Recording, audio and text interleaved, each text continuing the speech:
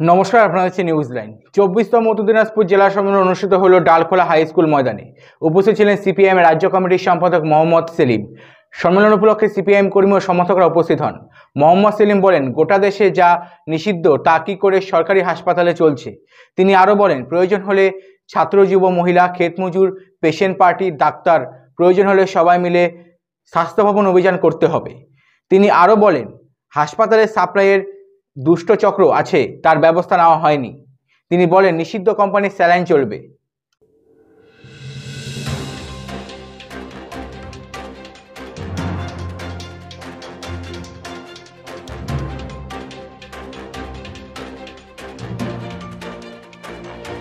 একটা অভ্যর্থনা সমিতি গঠন হয়, আমরা এখানে অভ্যর্থনা সমিতির দায়িত্ব দিই। তারা নির্দিষ্টভাবে এই দায়িত্ব পালন করার চেষ্টা করেছেন এবং আগামীকাল পর্যন্ত করবেন। আমাদের এই সম্মেলনকে সফল করার জন্য এই এলাকার গোটা জেলার মানুষ যেভাবে আমাদেরকে সাহায্য সহযোগিতা, আমাদের পার্টির পক্ষ থেকে আমরা অভিনন্দন এবং ধন্যবাদ জানাচ্ছি। বিশেষ করে এই তোমার মধ্যে যে সমস্ত মানুষগুলো আমাদের বিভিন্ন দিক দিয়ে সাহায্য সহযোগিতা করেছেন, সমস্ত কমরেডদের কাছে আবেদন করছি, অনুরোধ করছি, যারা ওই গাছতলায় মেন গেটে দাঁড়িয়ে আছেন আপনারা সবাই চলে আসুন। বাঁদিকে যারা ওই বারান্দায় দাঁড়িয়ে আছেন একটু মাঠে নামুন।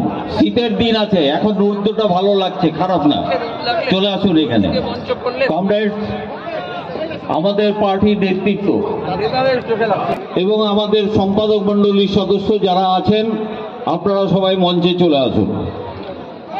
পাশেই আমি কমরেড ভাস্করকে অনুরোধ করব যে এইখানে 10 থেকে 12টা চেয়ার আমাদের মঞ্চের ঠিক ডান দিকে দিতে হবে। আমাদের বিশেষ আমন্ত্রিত যে সমস্ত সদস্যরা আছেন তারা এখানে বসবেন। কমরেড যারা এদিকে আছেন আপনাদের অনুরোধ করছি আপনারা চলে আসুন। আচ্ছা বন্ধুগণ,